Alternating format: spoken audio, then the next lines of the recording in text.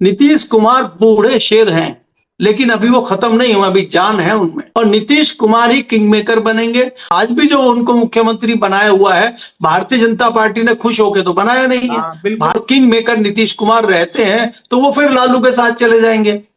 और भले ही उनको, अगर वो खुद नहीं बन रहे, चाहे उनको तेजस्वी यादव को मुख्यमंत्री बनाना पड़े, लेकिन वो भारतीय जनता पार्टी के किसी भी मुख्यमंत्री को कदापि नहीं बनने देंगे। नीतीश कुमार मंजे हुए खिलाड़ी हैं राजनीति के, कि नीतीश कुमार शिंदे बन जाएंगे।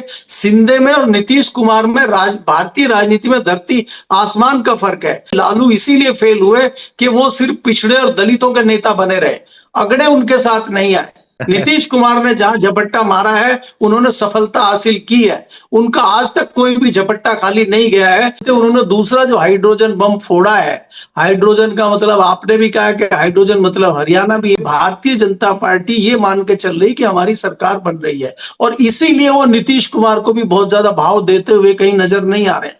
राजनीति का खेल यही है, अगर आप देखेंगे कि शाम दाम दंडभेद करके चुनाव जीत लो, बाकी तो उसके बाद देखा जाएगा। फिर लोटस ऑपरेशन चलेगा, और उसके बाद की स्थिति आप जानते हैं, चाहे वो चिराग पासवान हो, चाहे वो पीके हो, किसी के भी 2, 5, 4, 7 एमएलए आएंगे, वो सब जाके उधर खड़े हो जाएंगे और बम बम हो जाएगा, और जय श्री राम का नारा लगेगा, और मुख्यमंत्री शपथ ले लेंगे पर्ची वाले। वायदा तो नहीं कर सकता, लेकिन मैं बड़ी बात एक विक्रांत भाई आपको आपके चैनल पे कह सकता हूं कि 14 तारीख की दोपहर में ही जैसे ही रिजल्ट दिखने के आपको थोड़े आसार नजर आ जाएंगे कि किस ओर बिहार की राजनीति जा रही है, नीतीश कुमार बहुत बड़ा एक्शन लेंगे।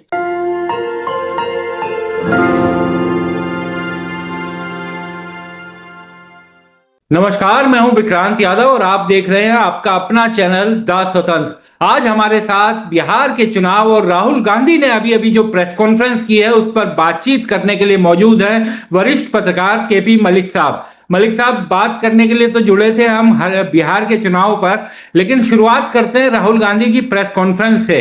और आप पहली बार द स्वतंत्र पर जुड़ रहे हैं, आपका बहुत बहुत स्वागत। सबसे पहले तो मुझे आमंत्रित करने के लिए विक्रांत जी बहुत बहुत धन्यवाद आपका। भाई साहब, शुरुआत करते हैं राहुल गांधी की प्रेस कॉन्फ्रेंस से ही। कल बिहार में पहले चरण का मतदान है और पहले चरण में 121 सीटें हैं। उससे पहले राहुल गांधी हाइड्रोजन बम लेके आए हैं, एच बम, यानी हरियाणा का, एच से हरियाणा। उसमें उन्होंने सीधा आरोप लगाया कि 25 लाख वोटों की चोरी की गई और 22,000 के करीब से कांग्रेस वहां पर हारी। तमाम एग्जिट पोल, तमाम ओपिनियन पोल कांग्रेस को जिता रहे थे। इस तरीके से वोट चोरी करके हरियाणा जीता गया। राहुल गांधी ने यह भी कहा है कि यह ट्रेंड बिहार में भी जारी रहेगा। तो ये क्या खेल है भाई साहब? देखिए विक्रांत जी, अगर आप देखें हरियाणा में, आपने भी कवर किया होगा, मैंने भी बारीकी से कवर किया है, क्योंकि दिल्ली से लगता हुआ एरिया है। और जितने भी, चाहे वो भारतीय जनता पार्टी के लोग हों, चाहे वो विपक्ष के लोग हों, कोई भी बहुत आत्मविश्वास के साथ ये नहीं कह रहा था कि हरियाणा में इस बार भारतीय जनता पार्टी की सरकार बनती दिख रही है। उनको भी कहीं ना कहीं डाउट था, और इस प्रकार से भारतीय जनता पार्टी की सरकार हरियाणा में बनना चाहता है कि कुछ ना कुछ गड़बड़ तो हुई है। राहुल गांधी विपक्ष के नेता हैं, अगर वो दावे कर रहे हैं और इतने बड़े बड़े इल्जाम लगा रहे हैं, तो उन्होंने पहले एक प्रेस कॉन्फ्रेंस की थी, उसमें तमाम आरोप चुनाव आयोग और सरकार पे लगाए थे, और चुनाव आयोग ने धमकी भी दी थी कि 7 दिन के अंदर माफी मांगे, नहीं तो ये करें। कुछ हुआ तो है नहीं उनका। तो इससे ये लगता है कि चुनाव आयोग उनके ऊपर कोई एक्शन इसलिए नहीं ले पा रहा है कि कहीं ना कहीं कोई चोरी हुई है, और उसी के चलते उन्होंने दूसरा जो हाइड्रोजन बम फोड़ा है, हाइड्रोजन का मतलब आपने भी कहा कि हाइड्रोजन मतलब हरियाणा भी है, और उन्होंने आशंका भी जताई है कि इसी चीज की जो रिपीटेशन है वो बिहार में भाजपा करने जा रही है। और हमें भी, अगर विक्रांत जी आप ईमानदारी से पूछेंगे, जिस प्रकार से हम पिछले 2 महीने 3 महीने से लगातार आकलन और विश्लेषण कर रहे हैं और बात कर रहे हैं बिहार के लोगों से, तस्वीरें लगातार बदलती हुई आई है। पहले जैसे माहौल बनाया पीके ने, आज पीके कहीं दिखाई नहीं दे रहे हैं। उसके बाद लगा कि तेजस्वी यादव ने बहुत तेजी से बढ़त बना ली है, लेकिन पिछले 2 दिन से मैं देख रहा हूं कि भारतीय जनता पार्टी और एनडीए के लोगों का जो कॉन्फिडेंस है, वो कहीं ना कहीं ये लग रहा है कि ये बहुत ज्यादा आश्वस्त हैं इसको लेके कि हमारी सरकार बन रही है।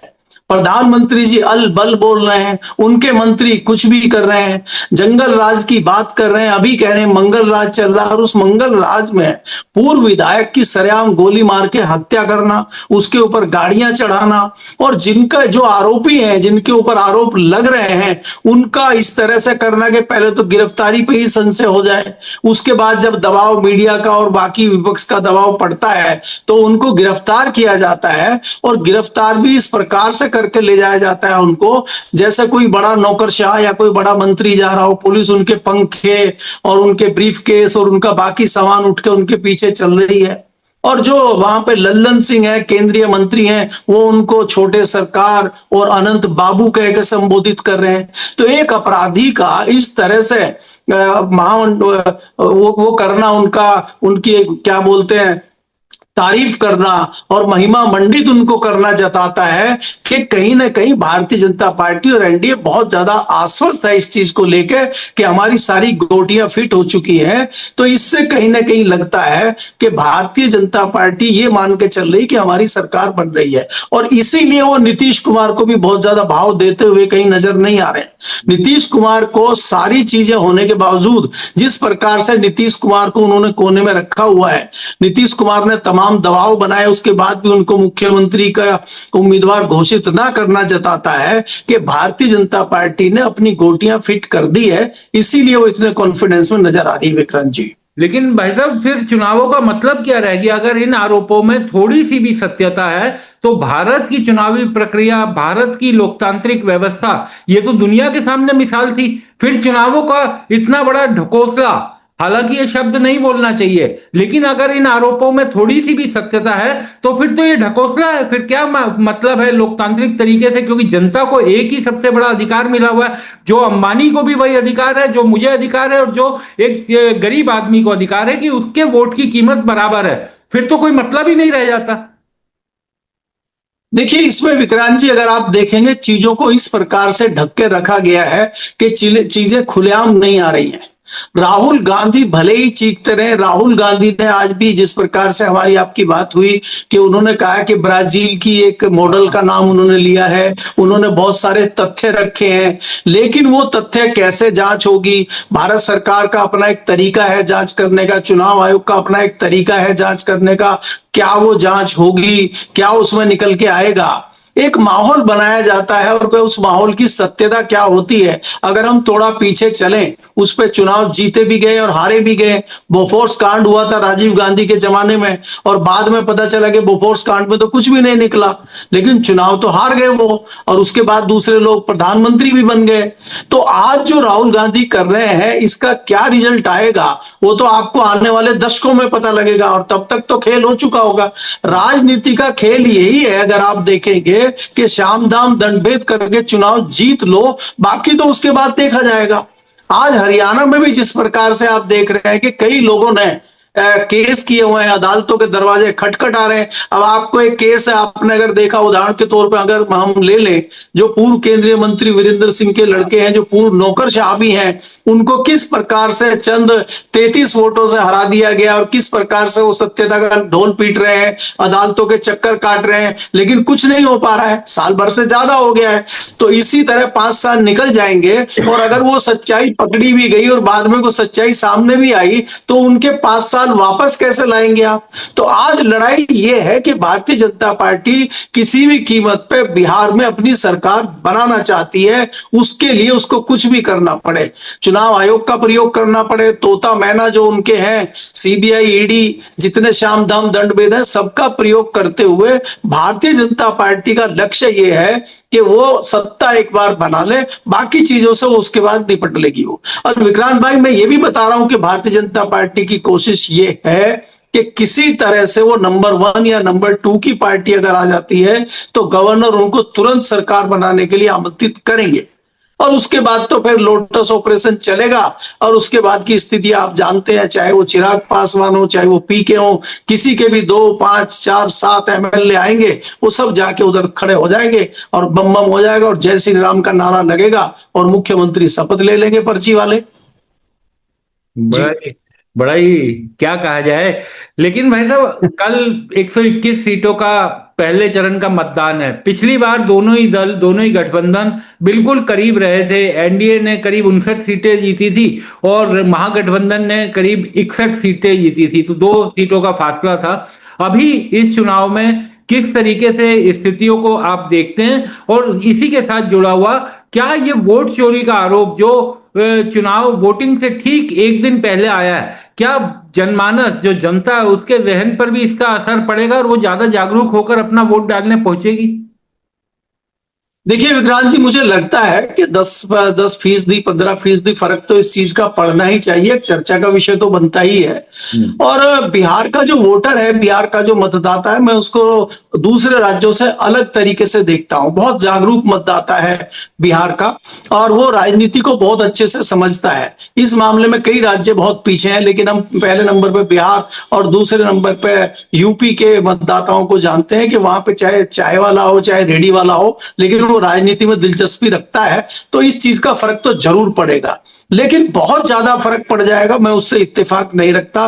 क्योंकि भारतीय जनता पार्टी ने जो अपनी गोटियां फिट की हैं और उनके प्लान 1, प्लान 2, प्लान 3 वो सारे लगे हुए हैं, तो मुझे बहुत ज्यादा वो फेल होते हुए नजर नहीं आ रहे हैं। अगर हम देखेंगे जिस प्रकार से एक सदी हुई कैंपेन तेजस्वी यादव कर रहे हैं, अगर आप देखें तेजस्वी यादव को देखें या लालू यादव का तरीका देखें आप चुनाव कैंपेन करने का, उसमें कहीं लाठी डंडे या कोई जातिवाद की या उस तरह की बहुत ज्यादा उस तरह की कोई कैंपेन तेजस्वी यादव में दिखाई नहीं देती। एक बदलाव नजर आ रहा है और भारतीय जनता पार्टी उनको उकसाने में कोई कोर कसर नहीं छोड़ रही है, लेकिन वो चुपचाप अपनी कैंपेन कर रहे हैं और वो सिर्फ और सिर्फ 3 मुख्य बातें कह रहे हैं कि भाई मुझे आपने मौका कुछ दिनों के लिए दिया था और मैंने रोजगार की बात की थी और रोजगार मैंने पूरा करने की पूरी कोशिश की थी, और अगर आप दोबारा मुझे मौका देते हैं तो मैं बिहार के हर परिवार को कोशिश करूंगा कि उनको सरकारी नौकरी दे सकूं, रोजगार दे सकूं। उनका सिर्फ यही टारगेट है, यही मुद्दा, इसके अलावा कुछ बोल नहीं रहे हैं। जबकि अगर हम देखें एनडीए के नेताओं को, चाहे उनमें खुद प्रधानमंत्री भी हो, जिस तरह से भाषा का स्तर उनका गिरा है, जिस प्रकार से उनके पद की गरिमा के अनुरूप वो भाषण दे रहे हैं, वो ठीक नहीं लग रहा है। ना जनता को भी लग रहा है, ना बाकी लोगों को भी लग रहा है। उससे भी कई लोग उदास और परेशान प्रधानमंत्री से हैं। जहां प्रधानमंत्री को बिहार के विकास की बात करनी चाहिए, जहां प्रधानमंत्री को बताना चाहिए कि हमने मुंह तोड़ जवाब पाकिस्तान को दिया है, चाइना के साथ हमारी ये रणनीति है और अमेरिका के साथ हम ये कर रहे हैं, जहां इस लेवल की बातें प्रधानमंत्री को करनी चाहिए, वो इस तरह की बातें कर रहे हैं कि तेजस्वी यादव या आरजेडी ने कट्टा कनपट्टी पे लगा के कांग्रेस की तब जो है मुख्यमंत्री पद लिया है। तो ये उनकी प्रधानमंत्री पद के अनुरूप ये भाषा उनकी नहीं है। तो इससे कहीं ना कहीं बिहार के कई मतदाता विचार कर रहे हैं। दूसरा, उनके जो तमाम मंत्री हैं, चाहे वो गृह मंत्री हो, चाहे वो बिहार के केंद्रीय मंत्री लल्लन सिंह हो, चाहे वो गिरिराज सिंह हो, कहीं भी कोई भाषा संयमित उनकी नजर आती नहीं है। और लल्लन सिंह का जिक्र तो हमने अभी किया कि वो एक अपराधी को बाबू कह के ठहरा रहे हैं कि भाई वो अनंत बाबू हैं, छोटे सरकार हैं। इस तरह की बातें अगर करते हैं तो इस पर बिहार की जनता जरूर असर कर रही है। आप ये देखिए कि बिहार में जिस प्रकार से इन्होंने महिलाओं को टारगेट किया है, आप भी जानते हैं कि, और मेरा पर्सनली मानना यह है कि बिहार के चुनाव में अगर आप मतदान करते हैं तो पुरुषों से अधिक उसमें महिलाओं की संख्याएं होती हैं। क्योंकि कई सारे बिहार के जो मतदाता हो, चाहे बिहार के नागरिक हो, वो काम के सिलसिले में प्रदेश से बाहर रहते हैं और इतनी दूर होते हैं। आजकल ये ट्रेनों की बात कर रहे थे, एक्सप्रेस ट्रेनों की बात कर रहे थे, कहीं कोई ट्रेनें नहीं है। जो बिहार का सबसे बड़ा त्योहार है छठ पूजा का, उसमें कई लोग नहीं जा पाए हैं। 12,000 ट्रेनें चलाने की बात कर रहे थे। मेरी नॉलेज में कुल ही 14,000 ट्रेनें पूरे भारत में हैं, तो उसमें से 12,000 ट्रेनें इन्होंने बिहार को दे दी। बड़ा हास्यास्पद है और मजाक है बिहारियों के लिए ये। और ऐसे में बहुत सारे लोग नहीं पहुंच पाए हैं, वो अपने त्योहार पे नहीं पहुंच पाए हैं, तो वोट डालने कैसे पहुंचेंगे? तो ऐसे में मुझे लगता है कि तादाद महिलाओं की ज्यादा होगी और महिलाओं को इन्होंने टारगेट करने का काम किया है 10,000 रुपए देके।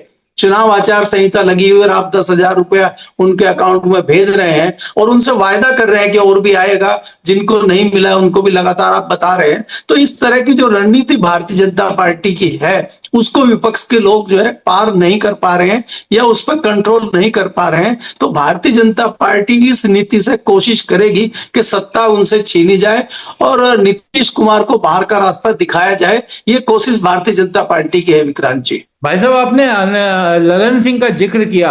केवल अनंत बाबू नहीं कह रहे, वो बिहार की जनता को ये कह रहे हैं कि अनंत बाबू के जेल जाने के बाद हमारी जिम्मेदारी बढ़ गई है और अब एक एक आदमी को अनंत सिंह बनना होगा। तो क्या एक एक आदमी अनंत सिंह, वो कोई साधु सन्यासी तो है नहीं, वो कोई संत आदमी तो है नहीं, गुंडा आदमी है जिसके ऊपर अनेकों आपराधिक केस हैं। और दूसरा, वो ये कह रहे हैं कि अगर आपके विरोधी वो वोट डालने ना जा सकें, उनको उनके घरों में ही रोक दीजिए। एक देश का केंद्रीय मंत्री इस तरीके की भाषा बीच चुनाव में बोल रहा है। देखिए विक्रांत जी, अगर आप देखें, चाहे वो लल्लन सिंह हो और चाहे वो अमित शाह हो, उनके जो कर्म है या उनका जो इतिहास है वो सबको पता है। आप एक तरफ तो जंगल राज की बात कर रहे हैं, जो आज 20-25 साल का युवा है उसको मालूम भी नहीं है किस जंगल राज की बात हो रही है, कौन सा जंगल राज था। दूसरी बात ये थी कि वहां के लोगों का मानना ये है, जितने लोगों से आप बात करेंगे, कि जंगल राज उसको इसलिए नाम दिया गया क्योंकि लालू आवाज बने पिछड़े और दलितों की, ओबीसी की उनकी आवाज बने और कहीं ना कहीं पेट में दर्द जो है अगड़ों के हुआ और उन्होंने एक नैरेटिव बनाया कि भाई ये जंगल राज आ गया है। तमाम इतने बड़े राज्य में घटनाएं होती हैं, क्या आज हत्याएं नहीं हो रही हैं? आपके तो पूर्व विधायक की हत्या आपके सामने हो गई है, कई महिलाओं के बलात्कार रोज हो रहे हैं, कई लड़कियों को उठा के ले जाया जा रहा है, डकैतियां हो रही हैं आपके यहाँ। तो आज अपराध बंद हो गए क्या?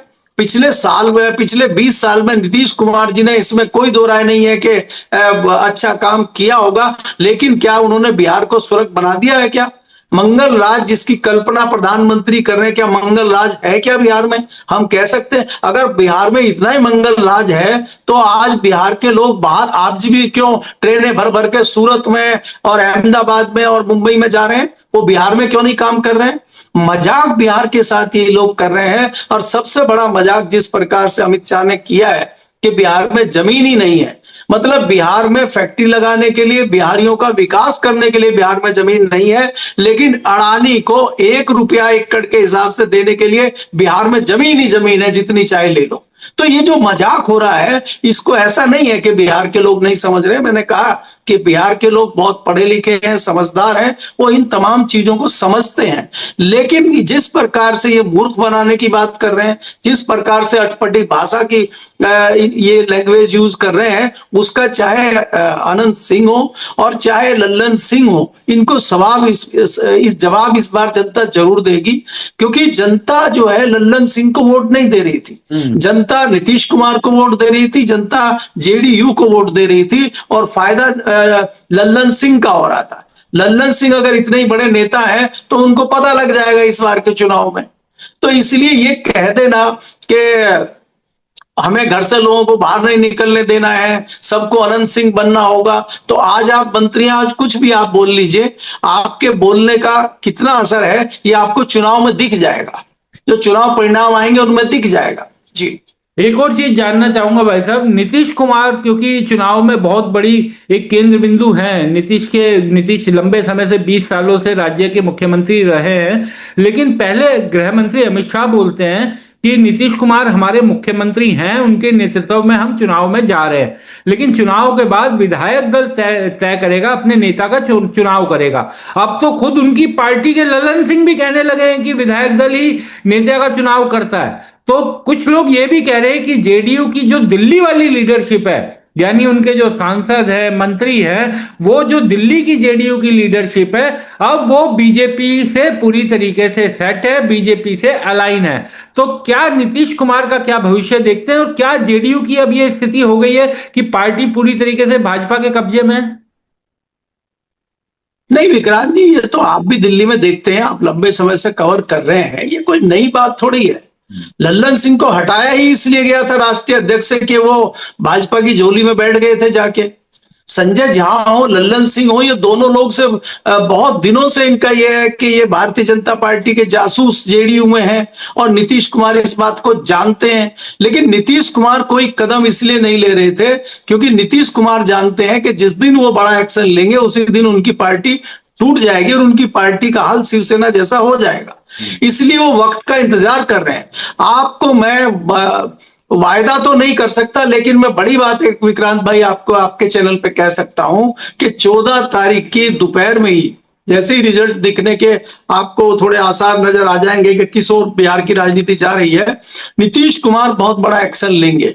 नीतीश कुमार बूढ़े शेर हैं लेकिन अभी वो खत्म नहीं हुआ, अभी जान है उनमें, और नीतीश कुमार ही किंग मेकर बनेंगे। और जब नीतीश कुमार को ये लगेगा, देखिए नीतीश कुमार अभी इसलिए वेट कर रहे हैं कि अगर उनके अच्छे खासे एमएलए आ जाते हैं तो भारतीय जनता पार्टी, आज भी जो उनको मुख्यमंत्री बनाया हुआ है भारतीय जनता पार्टी ने खुश होकर तो बनाया नहीं है, भारतीय जनता पार्टी ने उनको मजबूरी में बनाया हुआ है। तो क्या ऐसी मजबूरी भारतीय जनता पार्टी के सामने दोबारा आ सकती है तो नीतीश कुमार सीएम बनेंगे।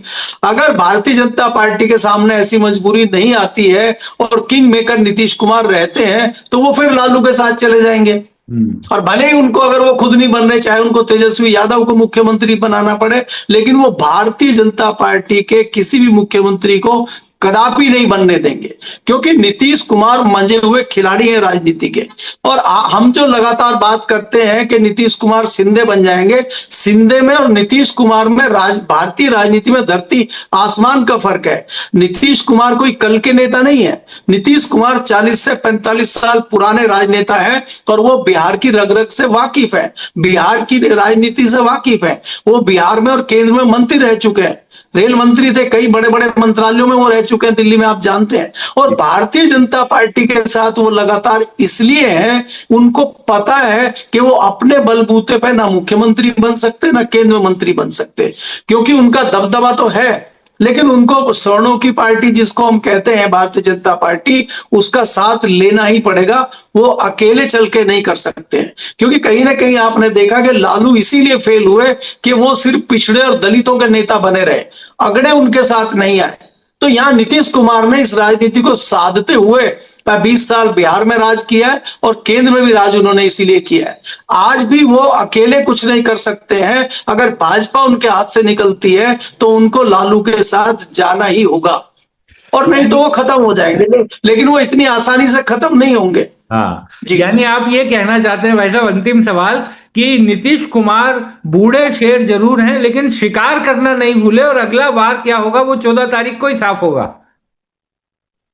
नहीं, इसमें ये कह सकते हैं कि नीतीश कुमार जी शिकार करना भी नहीं भूले हैं और वो मौके की तलाश में रहते हैं। वो शेर जो शिकार करता है वो ये देखता है कि मेरा शिकार अभी मेरे शिकंजे में है कि नहीं है, वो झपट्टा उनका खाली ना चला जाए, इसलिए वो मौके की तलाश में रहते हैं। और उनका झपट्टा खाली जाता नहीं है, मैंने देखा नहीं है आज तक।